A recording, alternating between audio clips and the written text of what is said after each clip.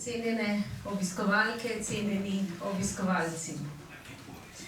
Ko danes vstopamo v slavje gospe Alenke Puhar, pomislim najprej na premene časa. A to ne zaradi 8 desetletij, zapolnjenih s premišljevanjem in pisanjem, ki jih Kobis v njeni osebni bibliografiji beleži že prek 750. Ampak zaradi časa, ki nosi na svojih valovih tudi menjave duha. Zahvaljujoč tem duhovnim spremembam imamo danes priložnost, da se tu v Matičini dvorani, kjer nas s tem naših soban sicer opazujejo sami častitljivi možje, velika imena slovenstva, a tudi še v 21. stoletju, še vedno brez ene same druge polovice, posvečamo avtorici. Vesela sem, da sta zdaj tu prostor in priložnost, tudi za poklon ženski. In hvala slavljenkinim prijateljem in Inštitutu Nove revije, da so dali pobudo za ta imenitni dogodek, za katerega verjamem, da bo z novo lučjo presvetlil tudi slovensko matico. Prosim, da mojih besed nikakor ne razumete napak, češ, da govorim v slogu vse prežemajočega militantnega feminizma, ki poskuša z udarci predpisov in pamfletov, pa uzakonjenjem negližejev in vložkov tudi za moške, vcepiti v naše glave prepričanje, da smo končno dosegli enakopravnost žensk. Nasprotno, poudariti želim, da se klanjamo ženski kot nosilki principa ljubezni.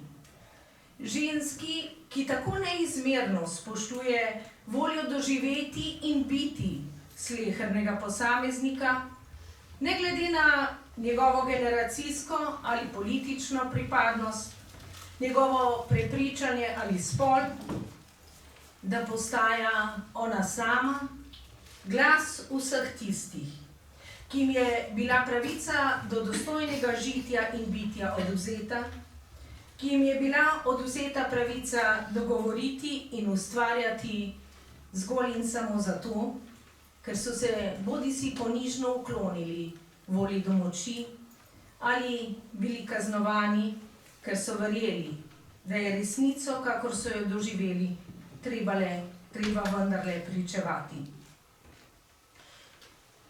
Gospa Alenka Puhar v knjigi Prvotno besedilo življenja postane glas pozabljenih in ranjenih otrok 19. stoletja. V pozabljeni polovici pa glas pomembnih Slovenk, ki so soustvarjale našo zgodovino, a so ostale skrite in zamolčane. Alenka Puhar je glas Angele Vode in Borisa Furlana. Na eni ali pa partizanskega kirurga, doktorja Rogersa, na drugi strani. Je klic k razumni, pravični presoji vseh tistih, ki so se jim godile krivice, je naš spomin na zablode ideologij in naš opomin zoper pišmeuharsko vseenosť, zoper udobno zaslepljenost in zavestno slabovidnost družbenih anomalij.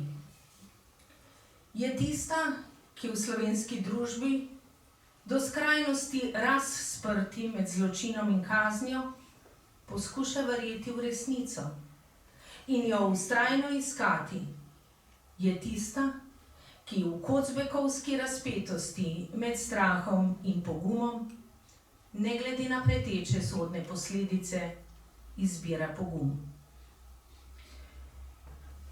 Rodila se je v medvojnem času, v zadnjem letu druge svetovne vojne na osvobojenem ozemlju v Beli krajini. Kot otrok se je učila, kako deliti starše in sorojence med nove družine in z novimi starši. A vse to je ni uspavalo v življenjski polsen zagrenjenosti, ampak ji je dajalo moč radostno biti, kritično misliti in odkrito govoriti. Kot anglistka in komparativistka je svojo književno pot začela leta 1967. Kot prevajalka Orwellovega romana 1984 in tako poskrbela, da smo bili ena prvih socialističnih dežel, ki smo lahko ta roman brali v svojem maternem jeziku. Skoraj 60 letij, ki so minila od te prve objave, pod katero se je podpisala Alenka Puhar do danes, je poleg že omenjenih knjižnih del prežetih s publicistiko, zlasti v časniku Delo v zadnjem času, pa tudi v pravni praksi. S kakšno odločno odkritostjo, ki se nikoli ni končala za ogradom služenja za ljubi kruhek, ampak na širokih poljanah svobode duha, se je predajala temu delu, pričujejo že njeni duhoviti, celo provokativni naslovi, kot so Apartheid v črno-belem svetu, Bestiari realsocializma, Cvetje zla in podzemlja, Ljudje hočejo nov sistem neznanega imena, Nagobčnik številka 67, Potemnela partijska slava, Uporaba pustih formul za vzgojo pokončnih državljanov ali pouk naravoslovja, pa naslov Je socializem res sestavljen iz samih nepravih trenutkov. Tu je še naslov Spoštovani otroci, ne verjemite vsega, šola in ideologija, ali pa Ime rože in ime vojne. Ali pa Kaj vse poganja pod Stalinovim podstavkom. Ali pa naslovi Med oholnostjo in ponižnostjo, Osvobodilna fronta z razdalje 50 let. Svetovni slovenski kongres je bil uspešen, izvolili so vodstvo, nadzorni odbor in častno razsodišče. Ali pa Mame so jezne, svet pa siten in slave volje, zmeda po padcu komunizma. Ali o intelektualcih, ali kako je med klanjem prašičev zmanjkalo soli. In nazadnje, 3 nabite polne ničle, nove vrednote v novem tisočletju. Tako je na pragu novega tisočletja že zelo slutno občutila dovršitev ničejanskega prevrednotenja vrednot v razvrednotenju vseh vrednot. In tu smo, ob vseh izjemnih knjigah Alenke Puhar, ki jih moram v tem uvodnem nagovoru izpustiti, prepustim besedo današnjim, veliko tehtnejšim govorcem od mene, znova na začetku njene ustvarjalne poti. Tu se znajdemo spet v vprašanju, kako danes, po 6 desetletjih, ne več zgolj bere in prevaja, ampak skupaj z nami vsemi izkuša, kako Orwellov antiutopični roman postaja nevarna resničnost. In kot največji možni upor, zoper tako zaukazano resničnost, smo se zbrali danes tukaj. Vsem želim prijetno druženje, obilje svobode govora, slavljenki pa kličem še na mnoga ustvarjalna leta.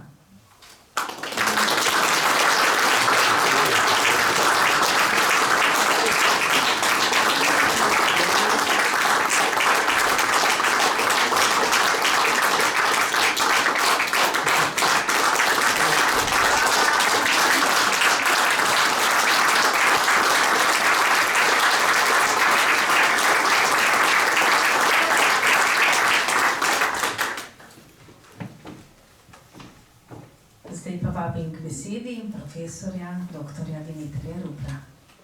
Dobar dan, lepo pozdravljeni, gospe, gospodje, prijatelji, draga Alenka, jubilantka.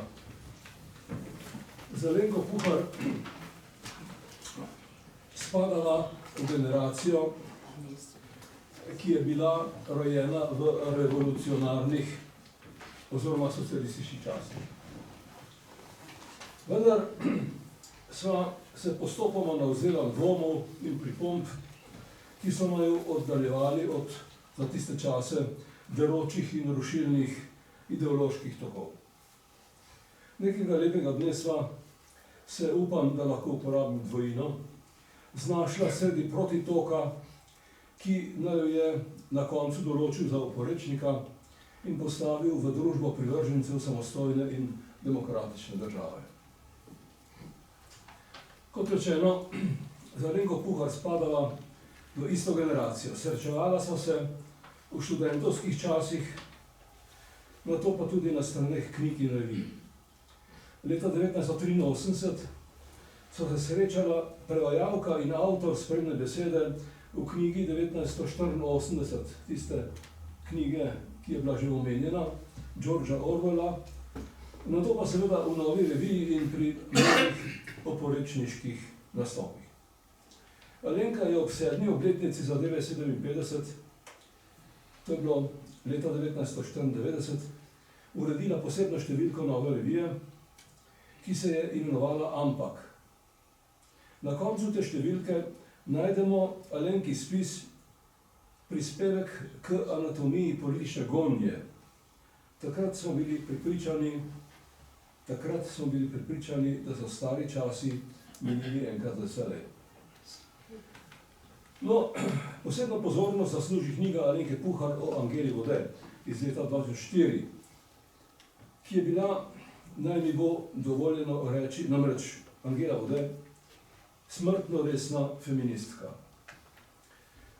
Citiram: preživela je nacistično taborišče in zapore, v katere jo je pahnila komunistična oblast. Ta je Vodetovo, žensko, ki je smisel življenja videla v tem, da pomaga soljudem z obsodbo na montiranem na Vodetovem političnem procesu, izključila iz javnega življenja in jo potisnila v osamo. Svojo tragično življenjsko usodo je Angela Vode popisala v delu, ki je kot rokopis ostal skrit polnih 33 let. Konec citata. Puharjeva je leta 2016 objavila knjigo Izidor Cankar, Mojster dobro zasukanih stavkov. Dober naslov. Cankar seveda ni bil le besedni mojster, ampak ob Kocbeku in Dušanu Pirjevcu ena najvažnejših osebnosti slovenskega intelektualnega in političnega življenja v 20. stoletju. Bil je član londonske vlade, ki je priskrbela Jugoslaviji status zavezniške države v drugi svetovni vojni in opozarjal na smrtonosnost državljanske vojne med partizani in domobranci.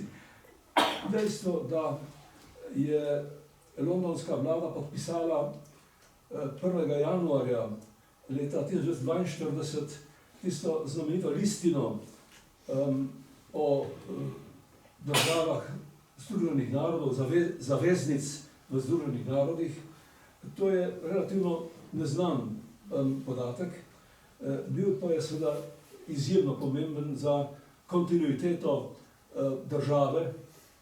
Nam se je, oziroma na ta podatek, oziroma na to dejstvo, se je potem sklicevala tudi komunistična oblast. No, tudi Cankar je postal preveč resnicoljuben in politično odveč komunistične oblasti. Logično, da je pritegnil pozornost Alenke Puhar, kot je prebudil zanimanje tudi pri meni, predvsem zaradi svojega londonskega dnevnika, o katerem sem večkrat zapisal, da bi skupaj s Kocbekovimi, Pirjevčevimi in Kavčičevimi dnevniki lahko povzel vse bistvene stvari slovenske zgodovine med obima vojnama in po letu 1945. Leta 2018 je Alenka Puhar prevedla spremljeno besedo in z opombami opremila knjigo Linceja Rogersa Partizanski kirurg, ki je v cenzurirani obliki prvič išla leta 1957. No, pri pripravljanju in popravljanju besedila me je prosila za nekaj podatkov o mojem očetu, ki nastopa v Rogersovi knjigi. Za skrbno in duhovito delo zasluži jubilantka posebno priznanje. Tudi sam sem se, podobno kot Puharjeva, ukvarjal s stalinističnimi, montiranimi procesi, kot so bili dahovski procesi in Nagodetov proces. Torej sem s posebno pozornostjo spremljal Alenkino delo, tudi knjigo o Borisu Furlanu Skozi gosto noč, dopisovanje 1951-1957 iz leta 2022. Furlan je bil tudi član londonske vlade in znamenit pravnik, vendar so ga komunisti leta 1947 na Nagodetovem procesu obsodili na smrt. Gospe in gospodje, Alenka Puhar je bila velik del življenja ena najbolje informiranih novinark in mi oprostite.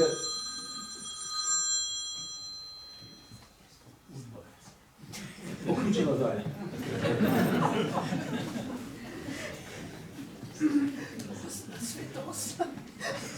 Se pravi, čujem. Torej, bila je velik del Kristus pomag.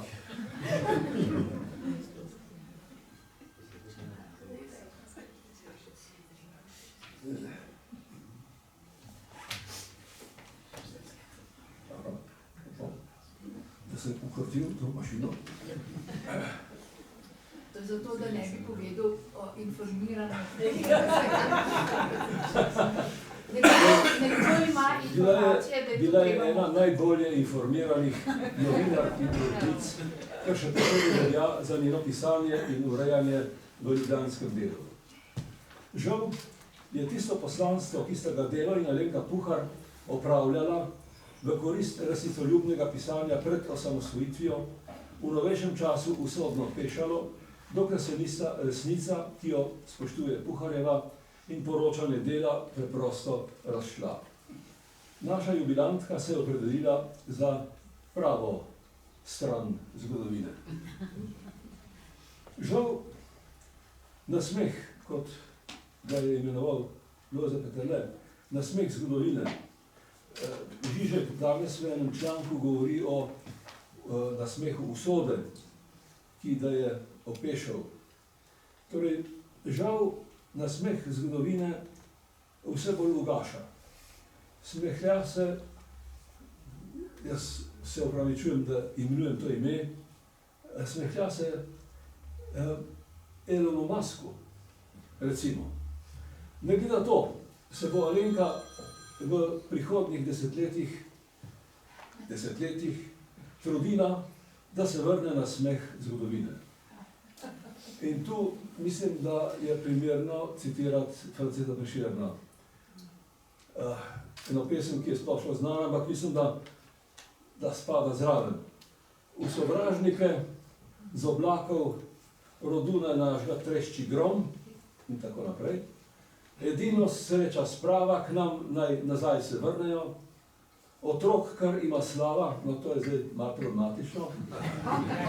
Vsi naj si v roke sežejo, da oblast in z njo čast, ko pred spet naša bosta last.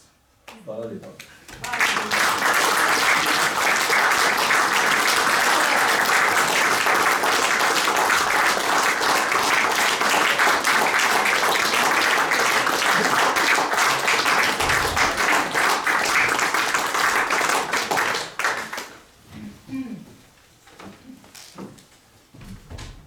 Hvala profesorju dr. Dimitriju Ruplu. Zdaj pa vabim k besedi magistra Igorja Omerza.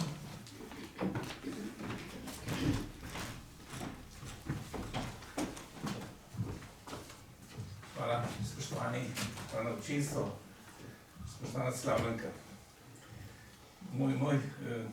Moj Moj prispevek bo zelo konkreten, ker bom navajal iz dokumentov udbe o zalezovanju tebe, kar bo mogoče obširno prebrati v moji prihajajoči knjigi Svetla stran dela.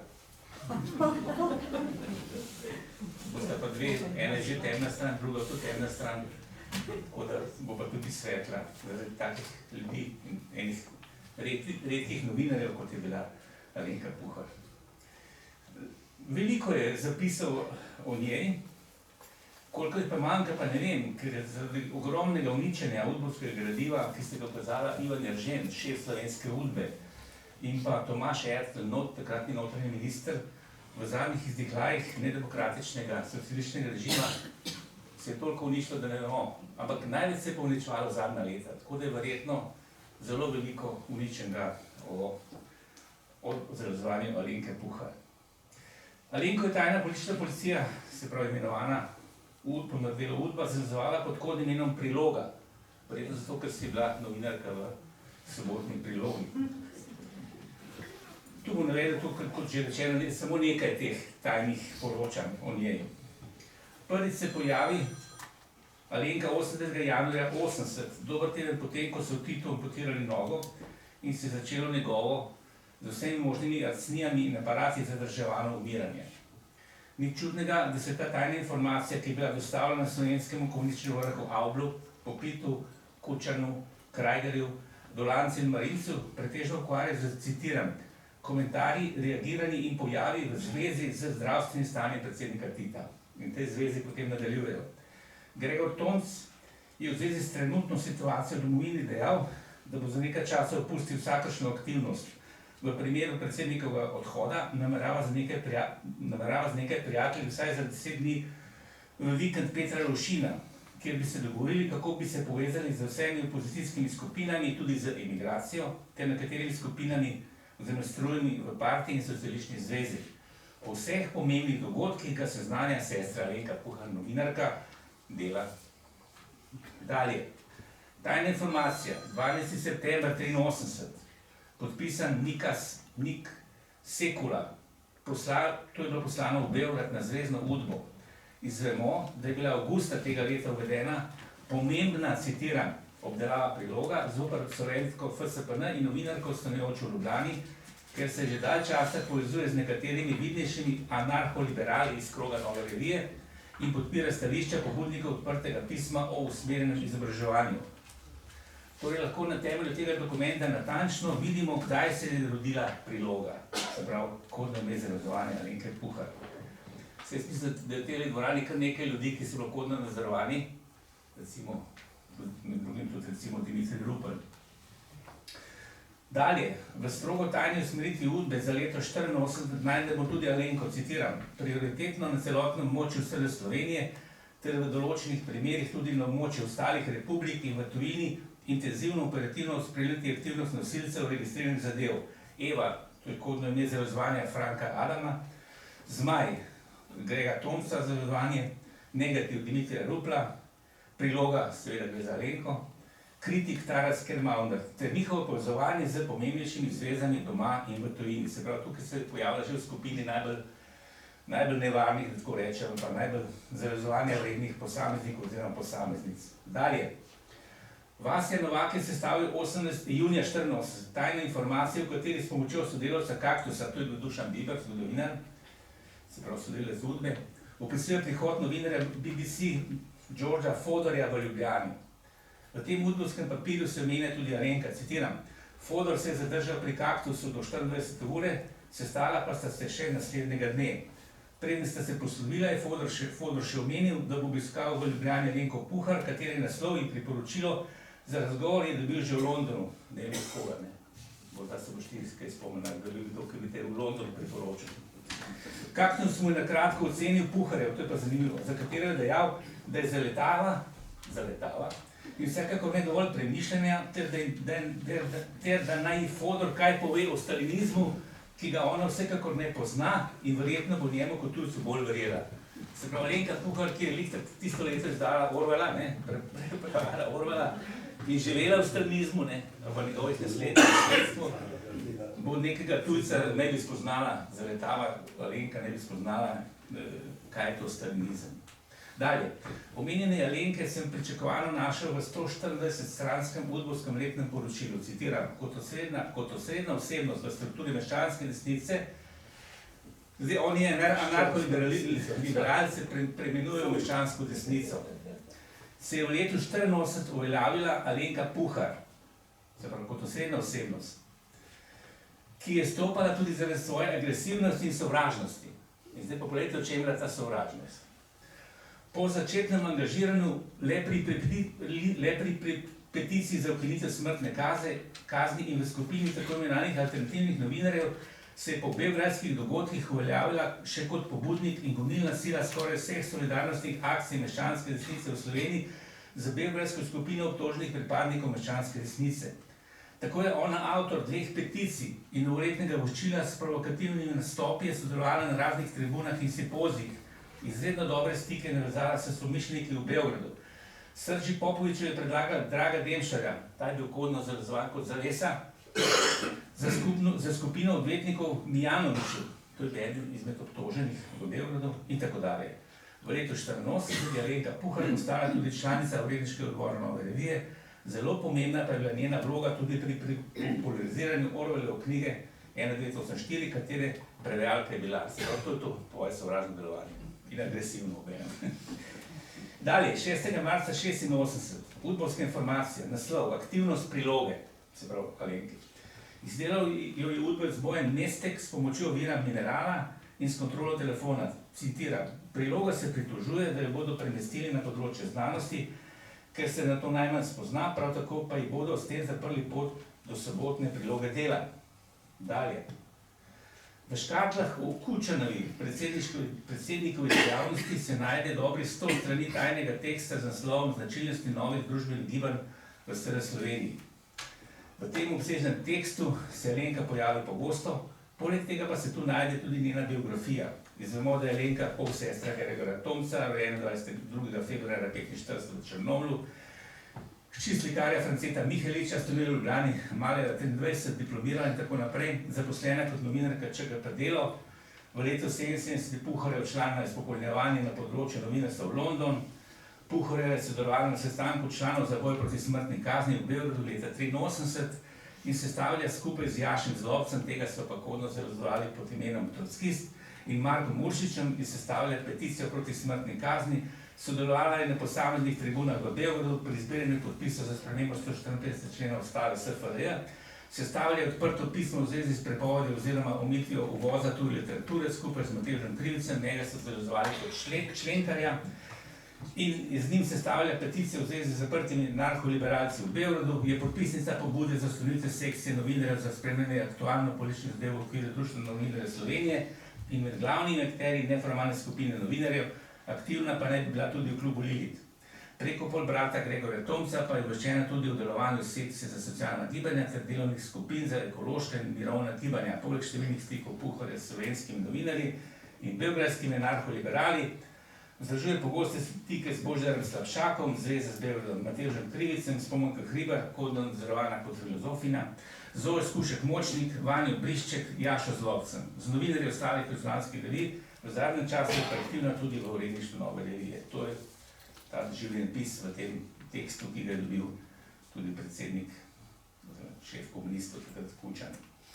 V začetku aprila 1987 nastala 3-stranska informacija tajne policije, ki ste na podlagi telefonskih prisluhov sestavili udbovka Zdenka Ščurec in Marija Volčič. Dokument se ukvarja s telefonskimi pogovori Alenke, bom dal 2 primera. Prvi, citiram. V zvezi s 57 številko Nove revije se je Alenka Bizjak pozanimala pri Alenki Puhar ter komentirala, da vidi en korak v tem, da je vsaj prišlo do take razprave, da je bilo prikazano javnosti, da sta bila oba urednika prisotna, misli na Grafenauerja in Rupla, pogodbi zarazovala kot Granik in Negativ. In še en prisluh iz tega dokumenta, France Mihelič, oče Puharje, se je zanimal pri njej, kakšna je usoda Nove revije, upa, da je ne bodo ukinili, obenem pa meni, da imamo sedaj še eno stranko in to je Nova revija. Konec citata. Zdaj pa zadnji tajni dokument, kjer najdemo Alenko Puhar, je udbovska informacija datirana na 25. julija 1989. Sestavil je ljubljanski tajni policaj Tomaž Kermauner, podpisal pogodbec Peter Predil. Temelji na poštni kontroli in se ukvarja s pomembnim emigrantom Andrejem Rotom, citiram. Rot se je po vrnitvi v Argentino iz Slovenije po krajšem časovnem obdobju oglaša Drago Jančarju, zalezovan Drago v obdelavi skupaj, se oglaša Jančarju in Alenki Puhar in sorodnikom. Po vrnitvi v Argentino je bila slovenska skupnost preko dnevnega tiska že obveščena na njegove stike v Sloveniji. Kljub temu pa je za slovensko kulturno akcijo priredil dne 23.6.89 predavanje. Na predavanje Rot poročal tudi o posegu Alenke Puhar na protestnem večeru Društva slovenskih pisateljev glede cenzure in prepovedi literature v slovenskem prostoru. Po njegovem mnenju se tega ene izmed najbolj pomembnih žensk na Slovenci jasnih in prodornih misli, uglajenega in simpatičnega nastopa. Alenka Puhar, ne? Konec citata, hvala za pozornost.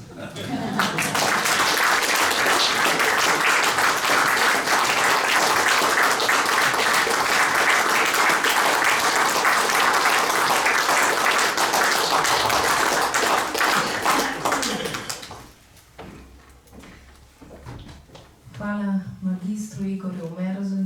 Najbrž se bomo na to temo v Slovenski matici o predstavitvi knjige še srečali.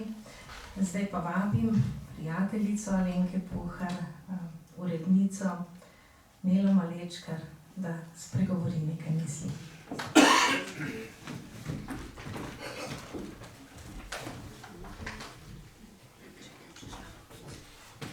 Spoštovani, lepo pozdravljeni.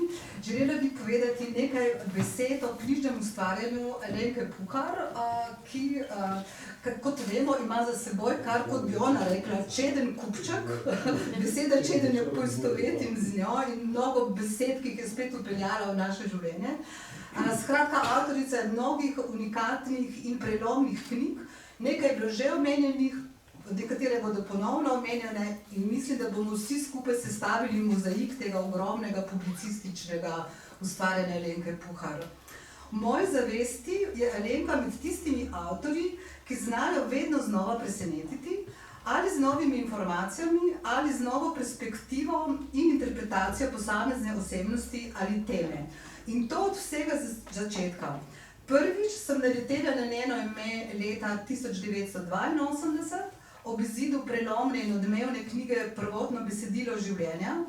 Knjiga je bila tako zelo drugačna od vsega, kar smo do tedaj brali o življenju otrok, družin, položaju žensk ali liku matere, da sem lahko samo občudovala njeno pisanje, kako je številne samoumevnosti postavila pod vprašaj in nam odprla oči za nove in drugačne poglede na svet, ki nas obkroža. In mislim, da je tudi to ena glavnih značilnosti njenega delovanja. Potem sta sledili dve knjigi, ki sta raziskovali zgodovino uporništva in samopodobo slovenstva. To sta bili Peticije, pisma in tihotapski časi, ki so išli leta 1985 in potem Slovenski portret leta 1992. Potem se je Alenka začela bolj posvečati biografijam, usodam oseb, ki jih je želela s svojim pisanjem rešiti pred pozabo. Tu je seveda v prvi vrsti Angela Vode, izšla je leta 2004, o tem bo pozneje tekla bolj obširna beseda. In leta 2007 izjemno pomembna knjiga, pri kateri je bila Alenka sourednica in soavtorica, Pozabljena polovica, knjiga, ki je postavila v središče zanimanja življenje ženske in njene usode.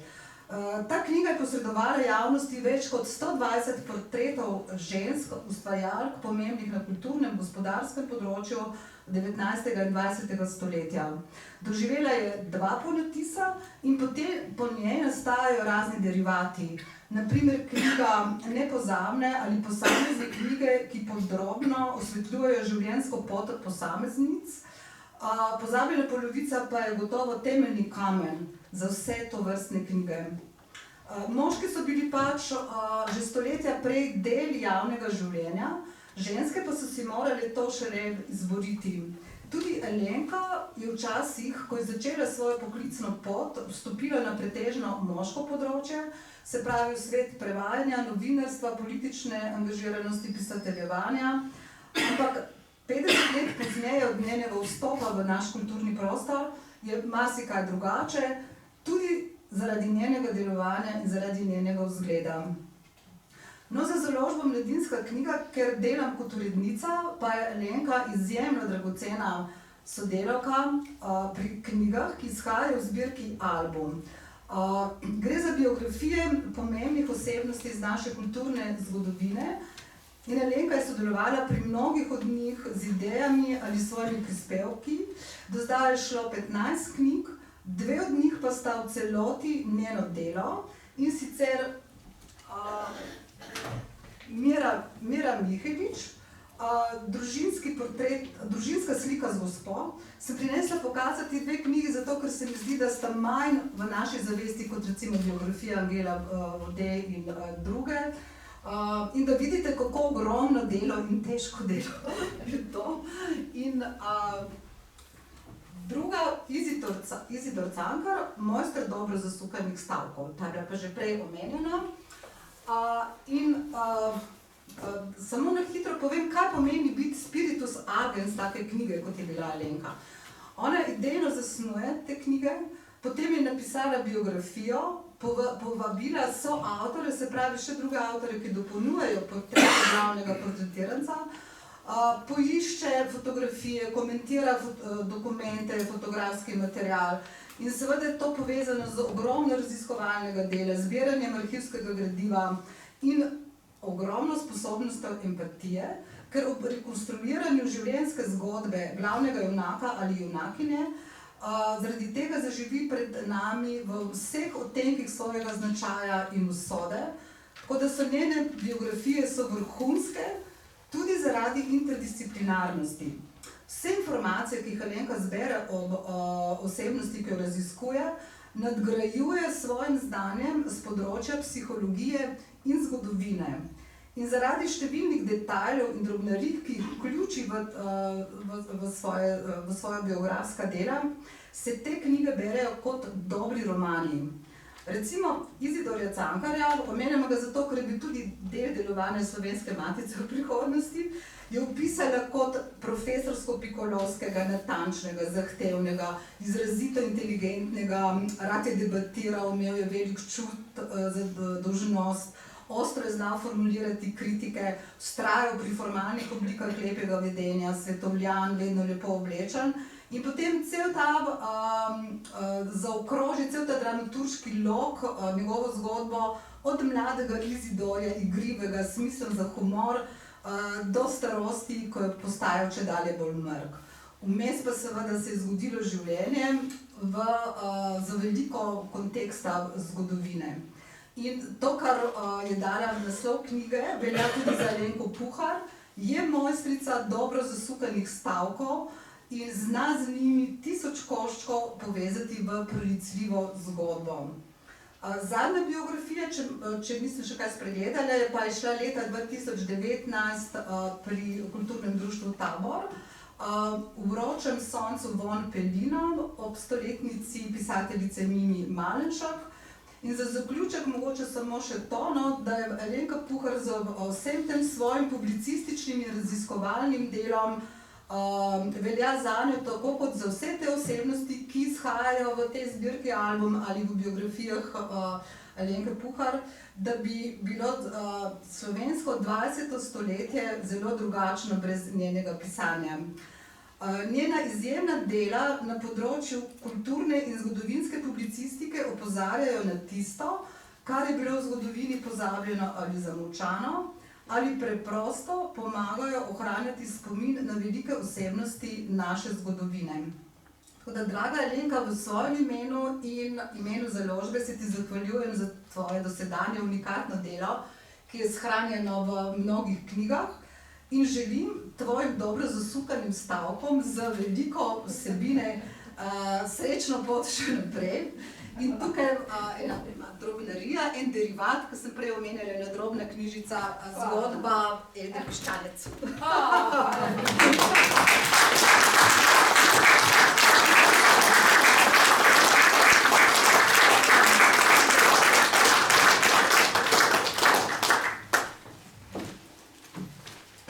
Hvala tudi Neli Malečkar.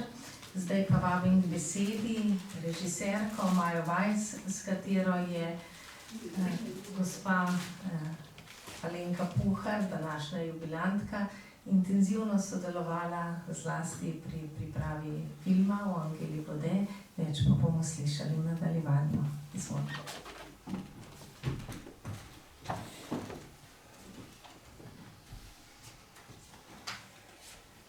Spoštovani prisotni, spoštovana Alenka Puhar, lepo pozdravljeni. Čast mi je, da danes tu v tej imenitni ustanovi Slovenske matice spregovorim nekaj besed o tebi in tvojem delu, draga Alenka. Hvala Slovenski matici, gospodu Željku Osetu in Ignaciji Fridl-Jarc za povabilo in zaupanje. Draga sodelavka, soscenaristka Alenka Puhar, draga prijateljica, vse najboljše ob tvoji 80. obletnici. Še včeraj je bilo, ko smo praznovali v Trubarjevi hiši tvojo 70. obletnico. Še včeraj sva skupaj pisali scenarij za igrani celovečerni film Skriti spomin Angele Vode. Še včeraj je bilo, ko sva intervjuvali gospe Silvo Kumar Požar, Jelko Mrak Dolinar, Anico Pečnik, Mijo Velikonjo Kandus in gospoda Ljuba Sirca. Vsi so bili zaporniki in žrtve povojne komunistične oblasti v Sloveniji. Intervjuvali sva Angeliko Hribar, ki je danes tukaj, ki so ji očeta in mamo na novodetovem procesu obsodili in poslali v zapor, ona pa je ostala sama. Intervjuvali sva potomce in sopotnike Angele Vode, hodili sva po terenu in po arhivih. Skupaj z ekipo smo ustvarili pretresljiv dokumentarni film Odkrivanje skritega spomina Angele Vode. A o nastajanju in odzivih bova več spregovorili po ogledu filma. Draga Alenka, marsikaj izjemnega tako o tebi kot o tvojem delu smo danes že slišali, zato bom kratka. A ti veš, da se s tabo družiti ni šala? V prevodu ni najbolj varno, sprejemljivo, zaželeno. Kar nekajkrat sem doživela, kako so zlobni jeziki opletali in mi dejali: ja, ta Puharjeva te je poiskala in te nagovorila za to Angelo Vode. In kam je to vodilo? Ja, že vemo. Film Angela Vode je dvignil precej političnega prahu. Še danes ponekod obstaja neka zadrega, a je že bolje kot leta 2009. Ne, Alenka Puhar ni prva pristopila do mene, ampak sem jaz do nje. In to že leta 1992. V Berlinu na Freie Universität, kjer je imela vrhunsko predavanje, seveda v odlični angleščini, predstavila svojo novo knjigo Slovenski portret 1918-1991. Gre za prikaz politike s sredstvi likovne umetnosti in to z močjo karikature. Na originalni način je pripovedovala in prikazovala na projekciji tudi kulturno-politično zgodovino Slovencev v času obeh Jugoslavij. Obisk na predavanju je bil odličen, saj je bila pravkar rojena mlada neodvisna Slovenija v središču pozornosti in dogajanja. Kdo in kaj je Slovenija, kadar se pogleda v ogledalo? Kakšno podobo o sebi goji in kakšno pošilja v svet? Kako vidi svojo vlogo v simbiotičnih povezavah s sosedi? Kako doživlja svojo identiteto? Kakšen nastop, performance, kakšna ostrina misli, analiza, kaj vse opazi v podobah, karikaturah ta gospa Alenka Puhar, kako jih besedno in slogovno in še zraven zgodovinsko interpretira, kako je lucidna in duhovita, za povrh pa še tako lepa ženska. To je bila Alenka Puhar v živo 1992 in je še danes seveda. In ko sem jo poslušala in gledala na raznih predstavitvah novih knjig tudi pozneje. Torej, 1992, ko je Alenka končala s predavanjem, sem se kot prva iz občinstva vstala in navdušeno čestitala. Hvala za odlično predavanje, gospa Alenka Puhar. Tako je, točno tako je, se strinjam z vami z vsem, kar ste povedali. To je vse resnica. Potem je sledilo še nekaj vprašanj občinstva in Alenkinih odgovorov, ob koncu pa sem pristopila do nje in se predstavila kot mlada filmarka, ki se z Evropsko filmsko štipendijo izobražuje v Berlinu. Alenka, bila si me vesela, se spomnim, bila si prijazna in nasmejana in najin stik, ki traje vse do danes, se je razvil v lepo prijateljstvo. V moje berlinsko domovanje sem takrat odšla radostna, spoznala sem tisto Alenko Puhar, ki sem jo brala v člankih v Novi reviji še v 80 letih prejšnjega stoletja v Metliki, saj je bil moj oče naročen na novo revijo. Tako, jaz sem stopila do nje prva 1992 z velikim spoštovanjem in občudovanjem, ona pa me je potem poklicala 2005. Ja. Zato me ni bilo treba niti prositi, niti nagovarjati, počaščena sem bila, da sodelujem pri Angeli Vode z Alenko Puhar in pri adaptaciji knjige Skriti spomin Angele Vode. Zame ni samo Angela Vode, ampak tudi Alenka Puhar, večna upornica, aktivistka, liberalnih nazorov, neuklonljiva intelektualka, izjemna premišljevalka, genialna publicistka in piska, borka za človekove pravice v vseh segmentih, od otrok, žensk, moških, kritik sprevrženih ideologij in večna iskalka resnice. Temna plat vsega tega je žal, da je Alenka Puhar tudi osovražena, česar si ne zasluži, saj je njeno delo iskreno, dobronamerno in družbeno, seveda neizmerno koristno. Ne pripada se zame nobenemu polu in se je nobeden ne more lastiti. To je moje mnenje. Diplomske, magistrske, doktorske naloge se ukvarjajo z njenimi deli, jo citirajo, raziskujejo. Alenka nastopa v najrazličnejših dokumentarcih, odstira in odkriva poglede, dokumente, zgodovino človeške usode. Piše za zgodovino slovenskega naroda, kot publicistka, piska, nastopa pred kamero, je dejavna skozi in skozi. Še včeraj sem srečala režiserja, ki je rekel, da je snemal s tabo Štrukla, zgodba o Štruklu. Štuklu, tako. Čas bi že bil zdavnaj, da se v tej naši dolini šentflorjanski, vsaj ob 80. obletnici, ti podeli, torej Alenki Puhar, kakšen častni doktorat, častno članstvo, znak za zasluge Republike Slovenije, pa nič. Draga Alenka, ostani pogumna in tako ustvarjalna še naprej in ne daj se. Želim ti zdravja in da se v takem številu zberemo spet vsaj ob tvoji 90. obletnici. Občudujem te, ti si moj vzor in navdih meni in mnogim drugim in hvala ti za tvoje izjemno življenjsko delo in radi te imamo.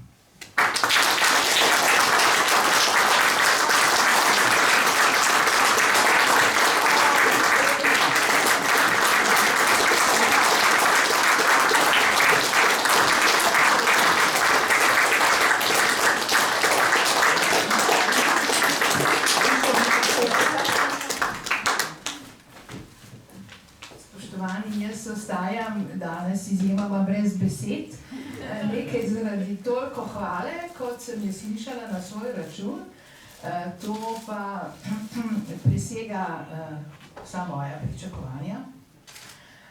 Nekaj pa tudi zato, ker se mi je zazdelo, da tokrat moram javno kaj izjavljati, kritizirati, hvaliti, povedati, da danes lahko drugim prepustim te dolžnosti in malo počivam. Dobro, srčna hvala vsem.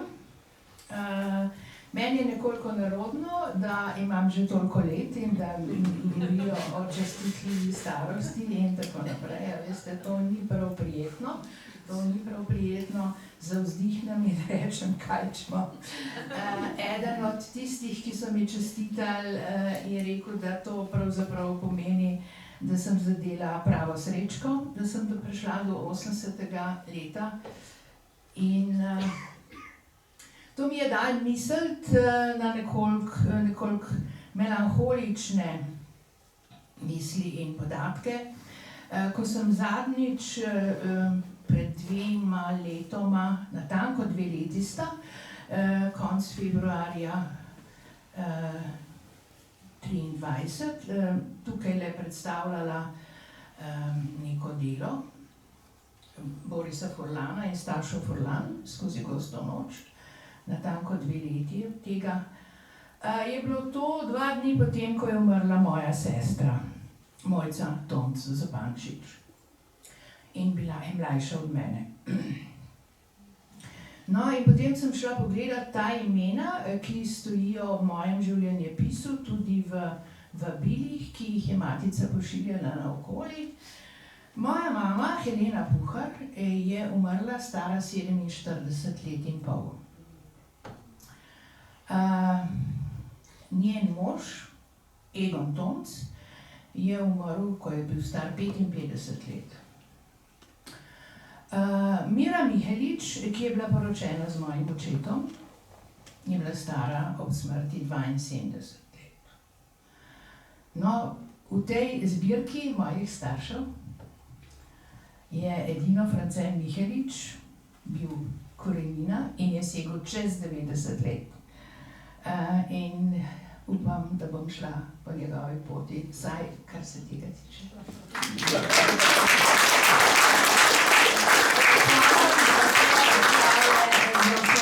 Te visoko doneče besede, tudi dobro zasukani stavki so bili vmes, moram priznati. Nekaj je bilo bolečih, nezasukanih stavkov od Igorja. Tisti ljudje, ki so me uvajali, pač niso pazili na slog. Bog jim odpusti. No, jaz upam, da bom še kaj napisala, trenutno tudi pišem in se nadam.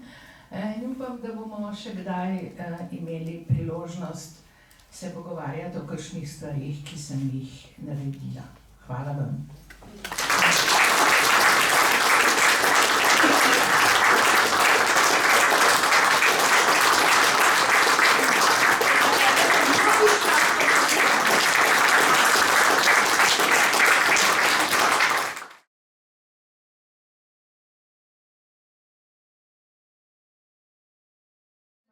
Zdaj pa vabim režiserko Majo Vajs in Alenko Puhar za krajši pogovor o nastajanju tega filma.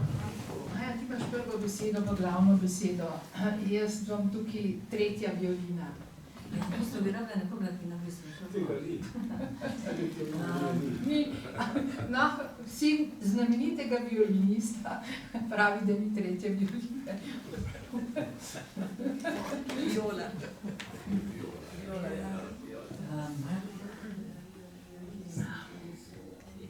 Kdaj si pa ti, Alenka, kdaj si pa ti v bistvu prvi slišala za Angelovo? Za Angelovo sem prvič slišala na Aškerčevi 15 pri gospe Miri Mihelič, ki je imela več prijateljic in vse so poznale Angelovo. In nekega dne je prišla na obisk ena teh prijateljic, Milena Kos, prinesla je en zajeten sveženj naročaj knjig, ki so bile last Angele Vode, ki jih je Angela Vode prodajala, ker je praznila svoje police in pospravljala za sabo pred smrtjo. No, in gospa Milena Kosova je na moje vprašanje, odkot pa kako, povedala za Angelo Vode. Takrat sem prvič slišala zanjo in se potem malo pozanimala in z jo začela odkrivati.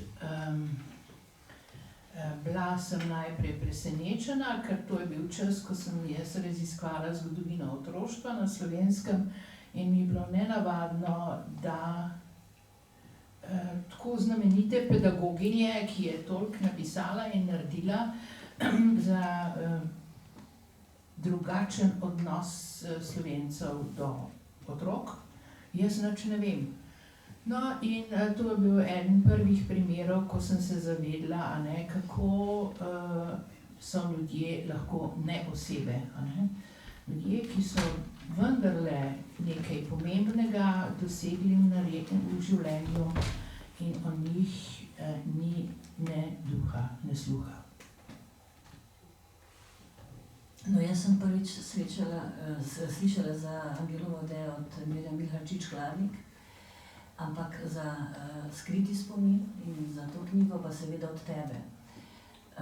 In ti si me takrat v bistvu povabila, vprašala in jaz sem to knjigo v bistvu prebrala, seveda sem bila pretresana in seveda tudi, bom rekla, fascinirana nad knjigo, predvsem nad temi opombami, nad vso to zgodbo, tudi to tvojo dodatno opremljeno v tej knjigi za razumevanje oseb, za razumevanje v bistvu časa in vsega tega. In potem so se skupaj lotile tega scenarija, ne, ki je bil pa tudi velik izziv. Kakšen spomin imaš na to? Ja, moj spomin je bogat, v glavnem pozitiven, a ne. Čeprav je bilo zelo velikokrat zelo hudo, ker nisva vedela, kako in kam, a ne. Jaz sem takrat prvič v življenju ne samo pisala scenarij, ampak tudi pisala z enim drugim človekom. Veste, večina ljudi, a ne, ki piše v popolni osami. Ti sediš za pisalnim strojem ali z računalnikom in si sam s sabo in tistim kosom papirja. Zdaj, sodelovati nenehno z nekom in se nenehno pogajati za vsako besedo, za vsak stavek, ne, je zelo naporno in ni enostavno. Tako da sem se zmeraj spraševala, kako drugi pari, ki to počnejo, se jih ni veliko, gledajo.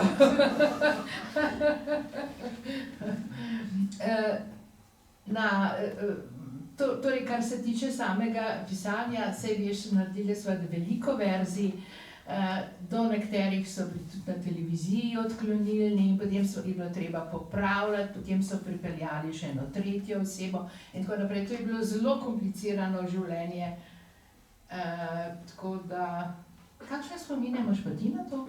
No, meni je bilo najbolj pomembno to, in tega sem najbolj vesela še tudi danes, ko sem gledala zdaj ponovno ta film, da ti si seveda odprla vsa vrata do teh ljudi, ki so na filmu, Ja. s katerimi so se Ja, pogovarjali in tako dalje. to vrstne ljudi iskala in Jaz- intenzivno, ja. Ja. Jaz sem pa vedno tudi tista, kako boš je delati tak film, tudi igrani film je bilo, ko pa nič ne vemo, ko pa v osnovi ničesar ni, ko ni vizualnega materiala, ko ni dokaza in zdaj bomo tu mi neki vizualizirali, veš, kakšne težave smo imeli, se pa smo vse razrešili že z temi, kakšne zaporniške obleke so bile, recimo, ne.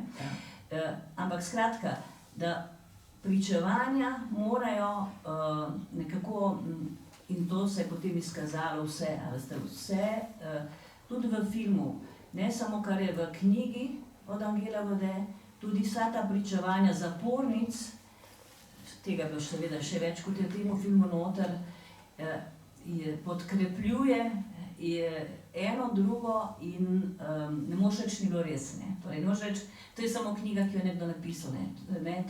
Vsa ta pričevanja, vse skupaj je tisto, ne, kar je potem resnica, ker ljudje smo nezaupljivi, ne verjamemo, jaz tudi spadam v to kategorijo, tako da to se mi zdi res, ker dokumentarni film sva šele potem naredile, čeprav sva pa snemale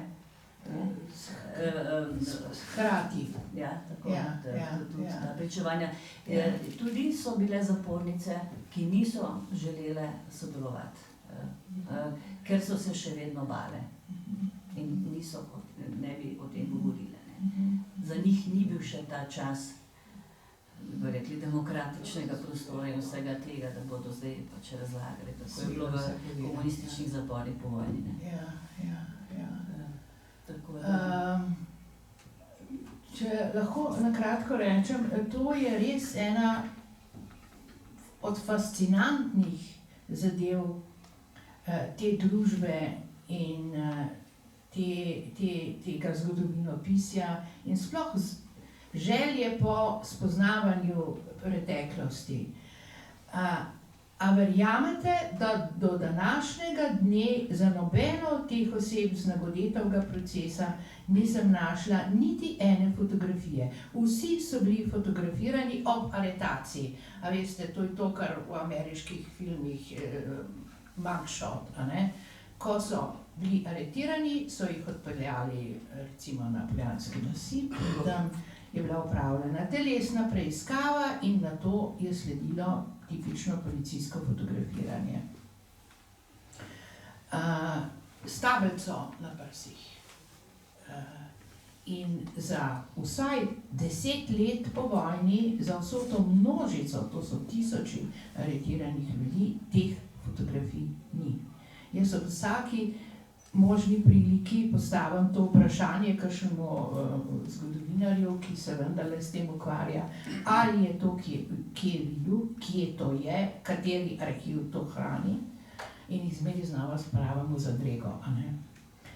O zaporih nimate nobene fotografije. In če mi ne verjamete, pejte na Reichenburg, kjer je bilo zelo dolga vrsto let so bili zapori, imajo na razstavi eno bogato zbirko fotografij, ki so bile posnete med okupacijo, to se pravi v drugi svetovni vojni, teh izgnancev, ki so jih natrpali v ta grad, o tem, kaj se je dogajalo po vojni, kjer je bilo, ne vem, 10 ali 12 let zapor. Ni nič, niti ene fotografije. Niti ene. In izdali so po dolgem času eno knjigo, v kateri je precej fotografij in so na to zelo ponosni. Ampak vse te fotografije prikazujejo miličnice oziroma paznice, to se pravi osebje, ki je stražilo zapornice. Moram reči, jaz sem si te fotografije zelo dobro ogledala, 12 ali koliko jih je objavljenih v knjigi, in delujejo, a veste, tako kot ena zelo zadovoljna, vesela ženska družba.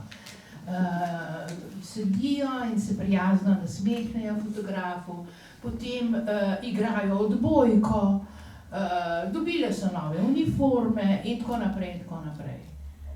Skratka, imate knjigo v enem zaporu, kjer nastopajo samo tisti, ki so pazili in maltretirali, tiste ogromne množice kaznenk, pa ni, še danes ne.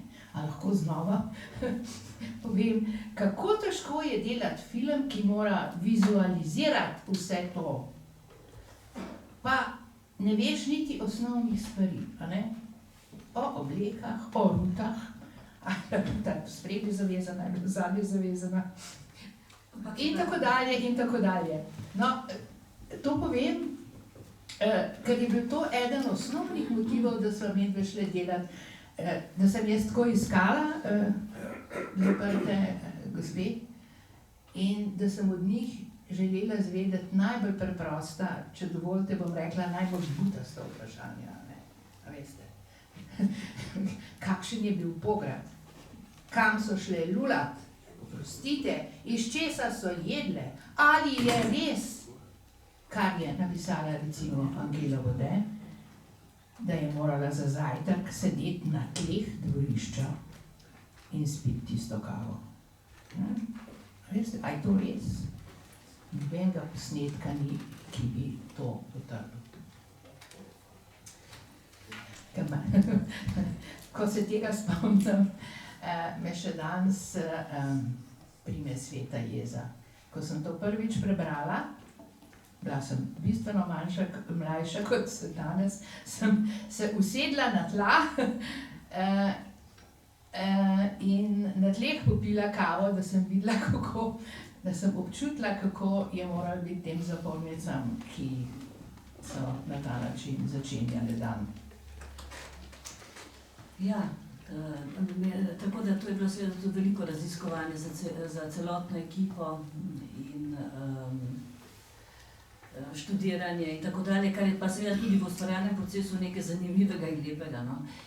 In tudi bom rekla redkost, da lahko sploh delaš neko zgodovinsko dramo, kar je v bistvu od takrat nismo delali več, pa predtem tudi ne boš ne 20 let. Tako da jaz moram reči, da so stvari, ki me recimo spremljajo in jih ne morem pozabiti, ne? In zdaj sem se tu spomnila zgodbo, ki smo jo slišali tudi o mlademu dekletu iz Begun, ne? Tam so jih potem tudi, ki je šla in je bila gluhonema in so jo ustrelili, staro okrog 20 let. Ja. Ker so mislili, da bo pobegla. Ja. In so jo Ker ni ustrelili. slišala Ker ni slišala ukaza. Ne, to, in tako da, ja, tukaj še skozi manjka, seveda, manjkajo še kakšni filmi na to temo, manjkajo, ne, Temna stran meseca, seveda je knjiga, ne, bi pa tudi bil še kak dokumentarec lahko. Meni se postavlja vprašanje, ali ste razumeli konec tega filma. Gre za to izjavo, ki jo reče Angela že zelo šibkim glasom, a ne, o paktu med Hitlerjem in Stalinom, kako so jo poskušali prepričati, da bi ona pristala na to Stalinovo paktiranje s Hitlerjem, in potem je ona rekla, ne, to pa ne, in potem je bil konc z mano. Skratka, ta posnetek je shranjen v arhivu Radia Ljubljana kot osnova za tisto oddajo o 8. marcu, ki jo je pripravljala in pripravila Rapa Šuklje. Seveda pa tega odlomka, te izjave v narejeni radijski oddaji 8. marcu ni bilo. Ampak tonski posnetek je pa shranjen, ali vsaj je bil do takrat, in sva ga medve uporabile za zaključek, ki naj pokaže, da se je ta odločilni obrat v življenju Angele Vodje zgodil zaradi tega, ker pač na paktiranje s Hitlerjem ona v nobenem primeru ne more pristati. Pika. Konc. Za odnos nekaterih komunistov do tega in kasnejše oblasti je to seveda zelo pomemben podatek. No, jaz mislim, da pred kratkim sem slišala na radiju, na našem nacionalnem radiju, so vrteli Angelo Vode in o njej govorili in tudi dali ene dele iz intervjuja od Rape Šuklje, tako da sem rekla, evo ga, vseeno napredujemo počasi, to je zdaj postalo vseeno ena, bom rekla, celo ikona na nek način, sicer v takem temnem, v temnem tonu, no.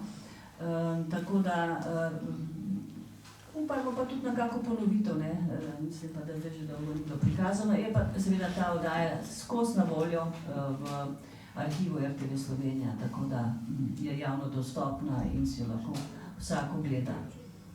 Tako, ne vem, kaj bi te še vprašala, Alenka. Vprašaj, če ima publika kaj za vprašanje. Ja, imate publika kaj za vprašanje, prosim. Tako vprašanje za Alenko predvsem, danes je ona v fokusu.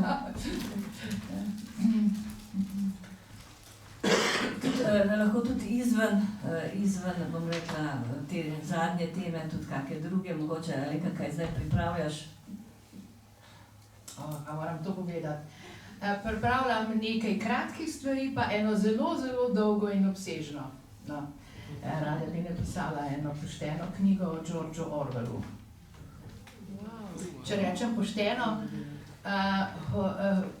s tem izrazom želim povedati, da imam o Georgeu Orwellu marsikaj zapovedati, kar doslej, kljub mogočnemu številu let, nisem imela priložnosti povedati in bom to storila zdaj, če bi Bog dal dovolj moči za to. Kako so te sprejeli v društvu George Orwell, angleškem, eminentnem? Jaz sem se zdaj vpisala v to angleško društvo George Orwell Society in so me bili zelo veseli in so me povabili, da nekaj napišem, so potem to objavili, tako da gre ta zaposnela slava o tej stari izdaji iz leta 67 se širi okrog Orwellovih raziskovalcev in občudovalcev tudi v tujini.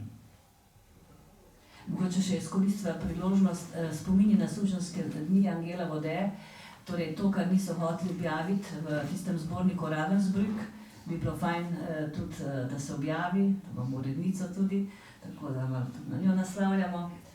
Tudi v tisti škatli šolskega muzeja je še marsikaj zelo zanimivega, kar bi bilo vredno skomunicirati. Kje pa so te slike teh stražnic iz Ravensbrücka, kje so jih najdli, oziroma kje so te fotografije? Te fotografije so objavljene v eni publikaciji, ki jo je izdala gospa First, ki je dolgoletna direktorica tistega muzeja, v katerem seveda silno dolgo ni bilo niti govora o tem, kaj se je po letu 1945 tam dogajalo, no pa navsezadnje so spravili skupaj celo eno spominsko sobo, ki je zelo siromašna, in eno publikacijo točnega. A se ti spomniš, kako je naslov te knjige? No, ne spomnim se naslova te knjige, ampak ta muzej je pridobil te fotografije od ene paznice. Od ene paznice? Ja. Ta paznica je bila povabljena, da nastopi tukaj, pa ni želela. Tako da jaz sem že takrat, leta 11, vedela, da obstaja ena paznica, ki je delala v tem Reichenburgu, in sva se že nekaj dogovarjali in je na pol pristala, pa je izvedela, da bi to pa posneli in to celo s kamero, je pa rekla, da to pa ne. No. Potem tudi ni bilo možnosti, da bi fotografije posneli, inkorporirali. Tako da naslednja generacija. Mislim, zamikam te, ali ste to, jaz mislim, da se bodo našli še kakšni materiali vsega, vse to še malo potem 40 let. V arhivu Slovenije so škatle o udmovskih fotografijah, o oznovskih fotografijah. Ja. In tam noter so prikazane, recimo na Miklošičevi cesti, kjer je naspod tega križ, se živi. No, daj povej, to pa... V tem oznovskih škatlah, zdaj sem delal za dahovskih procesov, so slike teh celic na Miklošičevi, recimo. Praznih. Ja, ali pa hodih praznih, mislim, ogromno je teh slik, no, zdaj nisem jaz bil pozoren na ta del slik, ne. Tako da, če bo kdaj kdo raziskoval, postaja 5-6 škatl fotografij, predvsem oznovcih, med vojno, po vojni in tudi teh, rekel, prostorov knjiških, če bo koga to zanima. Predvsem za filmere je to zanima, ti vidiš, kako je to zgleda. Recimo že te fotografije nagoditvega procesa, to sem zdaj, ravno zadnji čas sem opazila, se na novo nekaj pojavljajo, tudi na spletu, recimo, ki jih sploh takrat nismo imeli, dobili, za tega jih tudi ni, samo parih je bilo, zdaj tega že več. Zdaj, dejansko se prihaja in se to malo širi, tako da nekaj čisto novo. Jaz sem objavil fotografijo iz Akademije Dzeržinski, iz Moskve, to je fantastično. Tisti naši oznovci, ki so bili tam na študiji, so slikani. Prepoznam samo Mitja Liničiča, kar ima brke, ampak so vsi tam gor, ki so potem nastopili dahovske procese kot zasliševalci, recimo. Ne. To je kolosalna fotografija, ne, iz Moskve, v osnovskih V arhivih. Osnovskem arhivu je spravljena. No. Gospa Zupanik Slavc.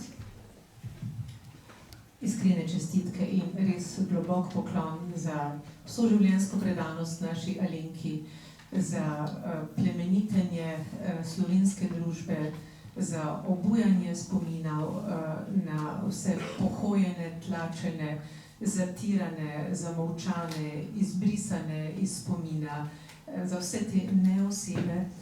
Kaj pa, če bi morali biti v duhu neke širše narodove rehabilitacije poskušali doseči, da bi se po Angeli Vode poimenovala kakšna defektološka, pač ustanova, ki se ukvarja s področjem, ki ga je ona popisovala oziroma se je z njim profesionalno ukvarjala.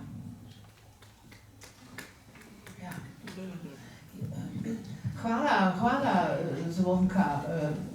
Zaenkrat noben defektolog ali specialni pedagog ni pokazal ni nobenega zanimanja za kaj takega, tako da ne verjamem, da bi bilo to izvedljivo.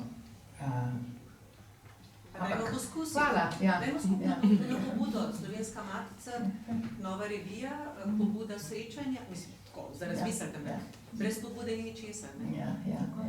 Torej, po Angeli se imenuje ena majhna ulica, tam nekje na koncu Viča, to je res. Nekoč je bila tudi pobuda, da bi pred hišo na privozu, kjer je stanovala zadnja leta, da bi bila ena plošča ali mogoče celo ronasta glava, ampak to je potem zamrlo. Tako da,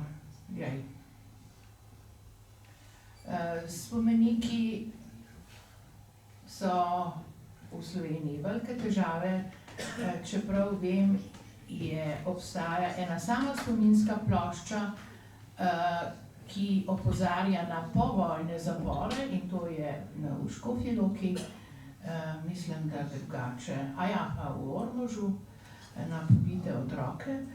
Drugače pa so s temi ploščami kar naprej same težave. Mislim, ta pot do tega je silovito komplicirana in zato tega enostavno ni več oziroma ni tudi tam, kjer bi človek pričakoval, da bi moralo že zdavnaj biti. Ja, posod je seveda potrebna iniciativa, akcija, pobuda, ampak tudi pri imenu defektologija bi tudi bila treba eno akcijo, malo ta izraz spremeniti, ker otroci hodijo in se srečajo z napisom defektolog, stari so 10 let in rečejo, aha, jaz sem defekten. In ta izraz je tudi nekaj takega, kar bi morali drugače poimenovati in tako dalje, tako da bi tudi treba pa znotraj tega drugega področja tudi kaj spremeniti. Ja, prosim, izvolite. Čestitam seveda in se zahvaljujem za ta film. Bi se pa navezal na tisti trenutek v filmu, ko je samo mimogrede omenjen izraz stara pravda ob nagoditvem procesu, če se spomnite. Ja. Moj oče je bil bratranec enega izmed pripadnikov te stare pravde in to je omenjeno v knjigi Angele Vode. Zakaj gre?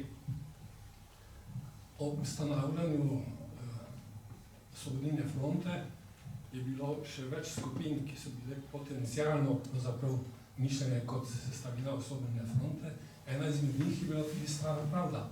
Bili so pogovori, da ne rečem pogajanja o njihovem sodelovanju in vstopu, ki so se potem razvrla.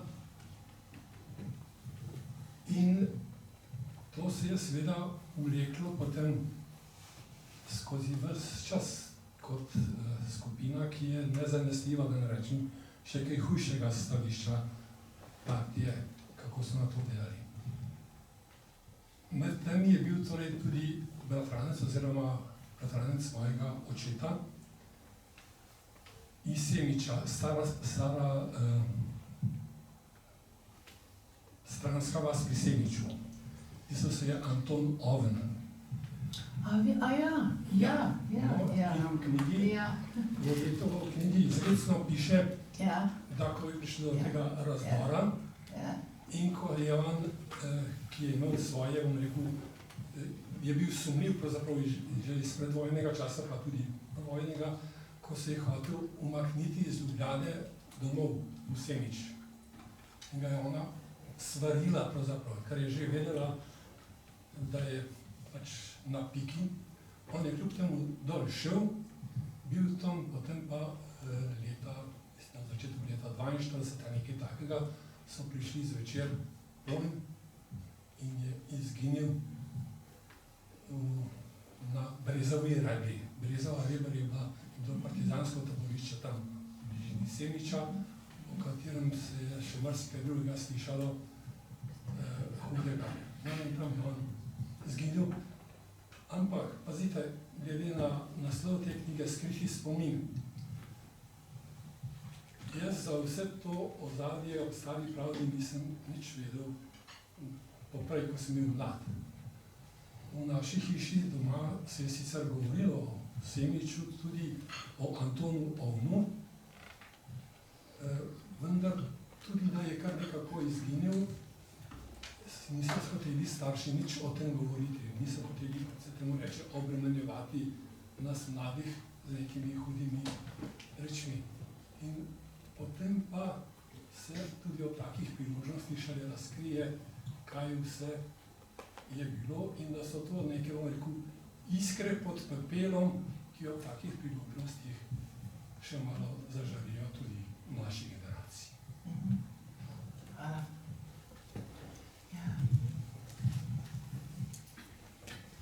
Sem to še, a v Jugoslaviji pa ni bilo drugih ženskih takih taborišč analognih, da bi recimo čisto primerjalno, ko ste recimo pripravljali film za dokumentacijo, za slikovno gradivo. Vse to verjetno je... V stari Jugoslaviji ni bilo nobenega meni znanega zapora za ženske. Število zaprtih žensk je bilo izredno nizko. Te dve komunistke, to je Lidija Šentjurc pa Vida Tomšič, sta bile obsojene zaradi političnih deliktov in sta bile obe dve nekaj mesecev zaprte. In to v glavnem Stara Gradiška ali pa Požega, skratka nekje na jugu. Ker tudi v Sloveniji sami ni bilo pravega zaresnega zapora za ženske. Bile so Begunje, kaznilnica, ki pa je bila napol torej oblika samostanskega življenja.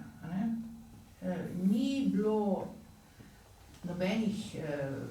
nobene oborožene pazniške enote, ki bi skrbela zanje in skratka šlo je za en poseben red redovnic, ki so skrbele za prevzgojo in izobrazbo zaprtih žensk. Tako da je bilo po vojni treba na novo to vzpostaviti in tudi ustvariti to delovno silo, ki je pazila na zapornice.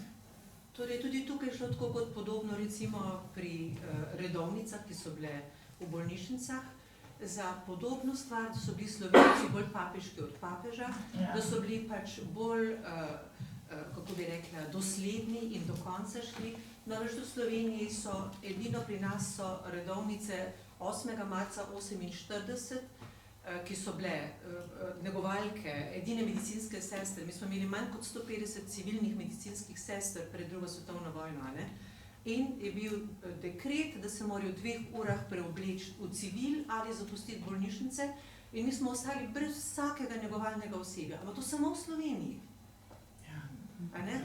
Zatem bi naj Božidar Lavrič stal, se nisem imela nikoli napisati, jaz sem imela pričevanje, ko sem pisala o bolniškem sanatoriju, a ne? In je potem pač ta redovnica umrla in je bila knjiga tik pritiskom, pa je njena nečakinja potem zahtevala, da umaknem njeno ime, a ne? Oziroma Lavričevo ime. Tako da tudi tukaj, očitno mi smo imeli zapore za ženske, druga Jugoslavija pa jih ni imela. Hvala lepa. Verjamem, da je še kar nekaj vprašanj, da se nova in nova odpirajo. Še veliko dela, spoštovana Alenka Puhar. Veliko čast nam je bilo danes imeti vas tukaj v naši sredini. Kot je rekel magister Igor Omerza, damo svetle strani dela, pa ne samo dela, tudi svetle strani mišljenja, svetle strani občutenja, svetle strani človečnosti in ponosni bomo še na vsa sodelovanja v prihodnje. Ob tem se seveda iskreno zahvaljujem tudi Inštitutu Nove revije za podporo temu današnjemu dogodku. In ne samo, da imate na desetine oboževalcev, ki so danes tukaj z vami, imate tudi skrite oboževalce, ki so že na vse zgode na Slovensko matico dostavili ta čudovit šopek. In naj bo to izraz hvaležnosti, seveda pa lepo prosim, da je zaključna beseda vaša. Še enkrat se pridružila.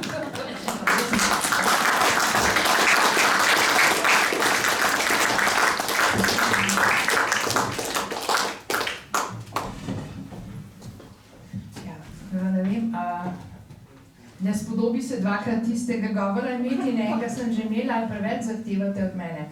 Torej, najlepša hvala, to prisega vsa moja pričakovanja. Jaz sem bila globoko presenečena že na tem, ko so se začeli javljati glasovi, da nekaj pripravljajo, oziroma pripravljate. Nisem natanko vedela kaj, nisem natanko vedela, a naj me bo strah tega, kaj bom slišala, ali bomo zadregi zaradi preštevilne in preveč,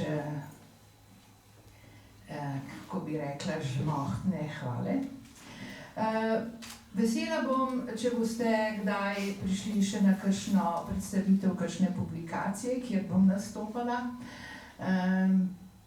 Tako je nekako človeku žalostno pri duši, da čedalje manj ljudje berejo. Jaz pa sodim med tiste, ki čutijo silno potrebo po tem, da bi še kaj napisali, še kaj objavili, po možnosti takega, da bi bilo za opletnice. A veste, to ima veliko večjo veljavo. No in se bom trudila naprej v to smer. Hvala, lep dan še naprej. Nasvidenje.